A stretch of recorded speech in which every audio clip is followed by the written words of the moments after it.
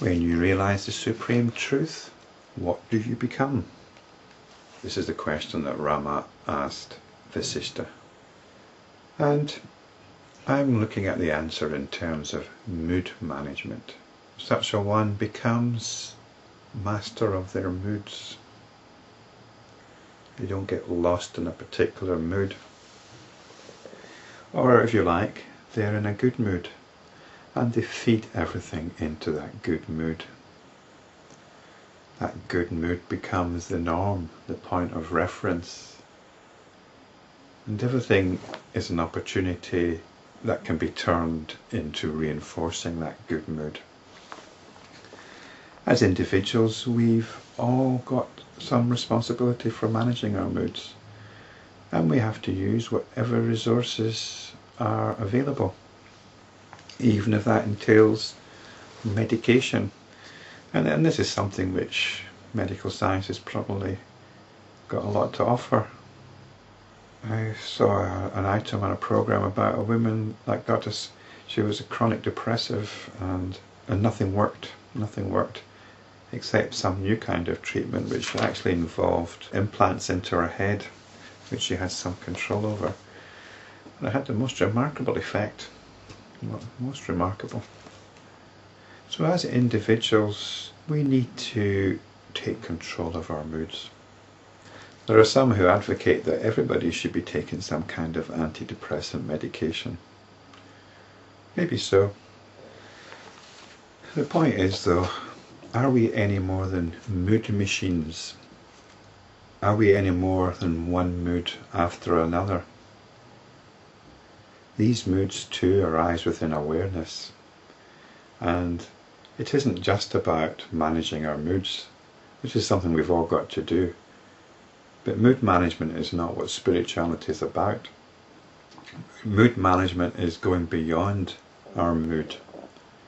It's realizing the context, once again, for which all this arises within. So the one who's realized this then will use moods as a way of fueling this realization. And one of the great factors affecting moods is your behaviour, your activity, what you need to do. Perhaps it's your job, perhaps it's just daily household demands. How do these affect your mood? You may need to do some mood management, depending on how these activities affect you.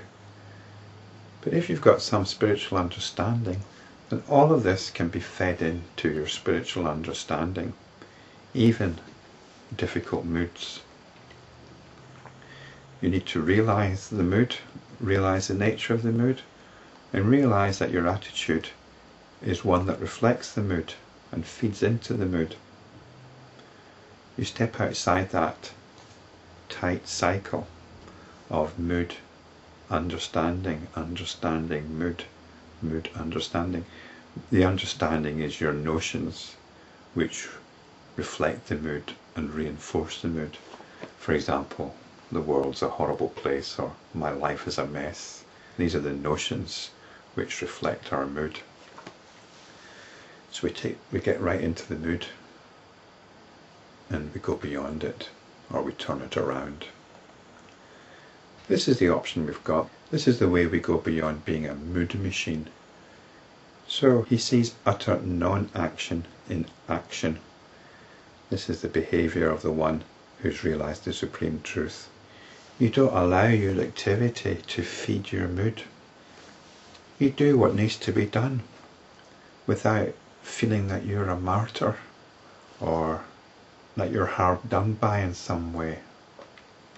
You get on with it. You don't have the story about you, it's you that's having to do this, and all the feelings which that reinforces. If there is a feeling there, then you can look into it and you can turn it around. But you have to be looking very deeply and very honestly, and you have to have touched the supreme truth, which is the reality of your own consciousness. Awake, he is in deep sleep. alive, he is as good as dead. In other words, you're not going to be ruffled by anything. And anything which threatens to ruffle you, you take on board and you turn around. He does everything but nothing. He enjoys without tasting the pleasure. In other words, he enjoys without being seduced. He is a very dear friend of all. He is free from pity for others, but full of compassion. That's an interesting distinction, isn't it, between pity and compassion. According to my Chambers Dictionary, there's not much difference between the two. The main one, as far as I can tell, is that compassion is the desire to alleviate the suffering. Pity is simply sorrow for the suffering of others, but compassion is the desire to alleviate that suffering.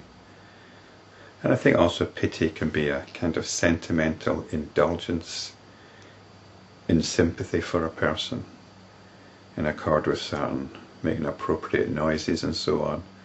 But compassion is actually really feeling that person's suffering, and if there's anything that can be done to alleviate it, it will be done. Free from craving, he appears to want. He is only interested in the proper performance of his actions.